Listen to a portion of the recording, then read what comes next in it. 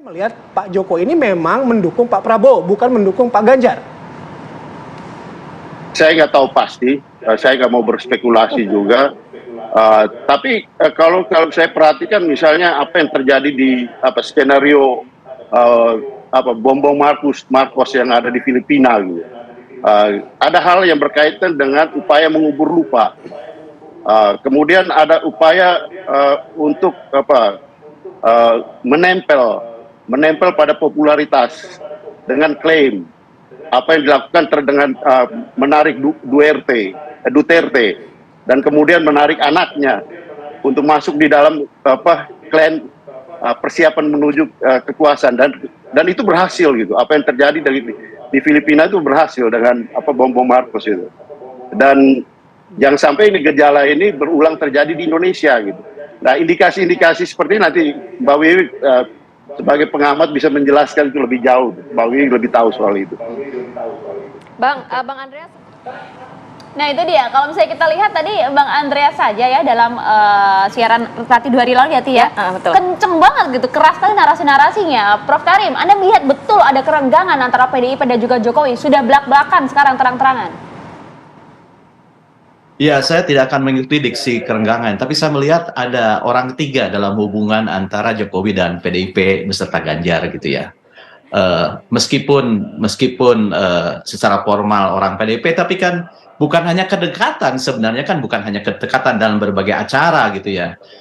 Kenapa publik meragukan meskipun sering dibilang kedekatan Jokowi dengan Prabowo itu kan presiden sebagai kepala pemerintahan, Prabowo sebagai menteri pertahanan. Tetapi kan kalau kalian melihat konteks, seringkali kebersamaan itu di luar aspek-aspek yang berhubungan dengan Kementerian Pertahanan, itu yang pertama. Belum lagi bahasa sebelumnya, jauh hari sebelumnya dikatakan 2024 bagian Prabowo Subianto dan lain-lain. Dan lagi misalnya kedekatan antara anak-anaknya gitu ya, anak menantu dengan Prabowo juga jauh lebih dekat gitu ya. Dan belum lagi misalnya disambut oleh Prabowo gitu ya, baik dalam acara di UGM belakangan justru yang lebih nyaring menyatakan akan melanjutkan kebijakan Presiden Joko Widodo itu adalah Prabowo, bukan Ganjar yang secara ideologis sesungguhnya merupakan kelanjutan dari perjuangan Joko Widodo. Jadi atas itu semua. Nah, lebih-lebih dengan bergabungnya PAN, kemudian Golkar, ke Gerindra dan PKB, itu kan seperti starting line up sebuah kesebelasan sepak bola yang dibangun oleh pemain-pemain yang mentereng. Betul, kalah menangnya sebuah permainan sepak bola itu kan tergantung pada bagaimana jalannya permainan, bagaimana rumputnya, bagaimana mood sang pemain. Tetapi pengumuman tentang starting line up bahwa pemain A, B, C semua bintang semua itu akan memberikan tekanan psikologis dan setidak-tidaknya ini akan merusak oli yang dibangun sebelumnya. Ini terlihat gitu ya. Ini terlihat bagaimana kencengnya kritik yang disampaikan oleh Sekjen PDIP soal food estate yang meskipun membidik Menteri Pertahanan gitu ya, tapi kan Joko Widodo mau tidak mau ke bawah karena ide food estate itu dijalankan oleh dan program itu dijalankan oleh Presiden Joko Widodo pada periode kedua, meskipun implementornya gitu ya ada Menteri Pertanian gitu ya, ada Menteri Pertahanan. Jadi menurut saya isu itu agak sulit dibantah gitu ya, meskipun kita tidak bisa menghadirkan fakta, tetapi ada fakta yang terdedah dan bisa dibaca seperti itu. Oke, sampai di sana poinnya sudah kita tangkap Mas Ipang. Kalau melihat kritikan Hasto ini ke food estate memang ditujukan kepada menterinya, tapi kan itu kebijakan Pak Presiden Joko Widodo di mana itu kader PDIP dan dipakai diksinya kan cukup keras. Kenapa kejahatan lingkungan bukan kerusakan lingkungan? Ini cukup keras nih Mas. Kemudian juga kalau kita melihat sebelumnya sedikit ke belakang 15 Agustus saat konsolidasi kepala daerah se-Jawa Tengah Partai PDIP, ini anaknya Pak Jokowi nggak diundang. Padahal kader PDIP juga. Rentetan kejadian nih jadi ya? Benar berarti dong. Kerenggangan itu terlihat bahkan sampai ke publik.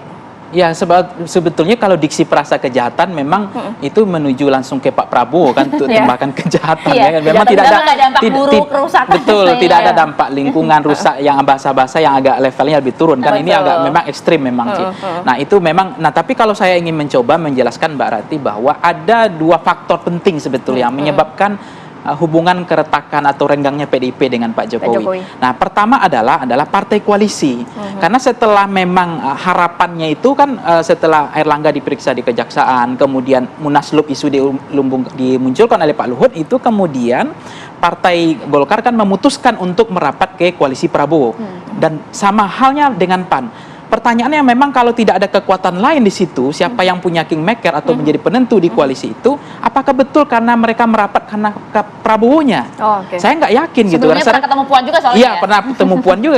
Maunya Golkar merapat ke sana tentu karena ada apanya, ada kekuatan lain di situ. Saya nggak sebut nama Pak Jokowi Jelas, di situ. ya. Tapi intensitas arah Golkar bergabung ke situ, kenapa orang jadi bertanya, kenapa Kalau nggak Bang Andreas PDIP? menyebutkan skenario besar di belakang begitu ya. Ya, ada kemungkinan.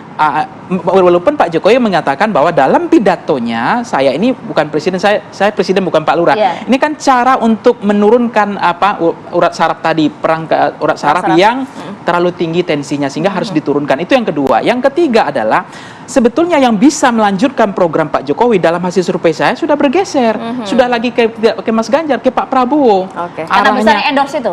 Karena endorse-nya besar juga, pengaruhnya ke Pak Prabowo hari ini tetap masih Mas Ganjar, tapi sudah mulai berdekatan pengaruhnya. Tipis begitu iya. ya. Nah, tapi yang mampu dianggap layak melanjutkan program Pak Jokowi adalah sudah mulai bergeser ke Pak Prabowo. Karena apa? Poin ketiga.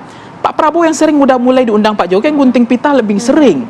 Kemudian peresmian-peresmian bersama, ya. selalu ada bersama. Ya. Pak Prabowo selalu ada panggung besar. Betul. Nah, ini membagi PDIP ketika elektabilitas Gerindra itu naik, itu tidak bisa dipungkiri ada kotel efek dari Prabowo efek gitu. Tapi cara penanganan PDIP dengan mengkritisi begitu di publik atau Dengan jalur yang benar ya. ya artinya Pak Prabowo kan hari ini mengatakan ya mereka sudah bekerja sesuai dengan kapasitas direct man and direct place sebagai Menteri Pertahanan. Ya. Tapi kemudian bahwa ada efek dari bagaimana Prabowo efek itu. Gerindra kan hasil survei saya sudah menggusur Ya. PDIP. Oke. Saya memahami karena memang naiknya elektabilitas Pak Prabowo. Di banyak berapa survei kan memang Prabowo hari ini leading. Nah, naiknya elektabilitas Prabowo tentu berpengaruh ke Gerindra. Nah, hubungan dekat ini tentu akan mempengaruhi Itu panas dinginnya hubungan PDIP. Pertama, posisi PDIP-nya udah mulai terganggu, merasa terganggu. Yang kedua adalah endorse Pak Jokowi sudah mulai mengarah ke Pak Prabowo lebih besar pengaruhnya. Yang ketiga, bahwa masyarakat persepsi publik melihat bahwa ini peristiwa yang sebetulnya tidak diinginkan. Hari ini PDIP hanya ingin hanya dua hal. Bagaimana kan belum ada tertulis ya kerjasamanya. Kerjasama antara Partai Prabowo koalisi dan Pak Prabowo kan belum ada Golkar ya. tertulis. Nah, harapan perjuangan PDIP hari ini Masih ada yang dia bisa ingin pindah. punya keinginan Golkar dan PKB menarik diri kembali ke oke. PDIP. Itu keinginannya. Nah, tapi saya nggak tahu, mudah-mudahan tidak ada kasus. Misalnya ini pertarungannya kan besar katanya Pejaten dengan Istana. Iya. Ada Kejaksaan, ada KPK, ada Polri. Iya. Yang ini ditangkap hari ini peristiwa. Ya, semoga enggak ya. Itu nggak terjadi. Semoga enggak Itu ya, bukan kaitan mudah-mudahan. Iya, iya, Kita iya. berharap penegak Oke. hukum kita Mudah-mudahan di nggak situ. panas dingin lagi begitu, Nggak ada payung aja ya. tapi ini betul-betul hari ini kan bagaimana orang mengatakan ini kok udah Gerindra sama PDIP, gajah sama gajah udah bertarung kan begitu. Nanti kita lihat Tapi seperti apa begitu ya, faktanya. Prof Karim dan juga Bang Terima Bang. kasih Terima banyak, kasih Mas waktunya Ipang, pagi Prof hari ini. Karim. Mohon maaf waktu kita terbatas ya.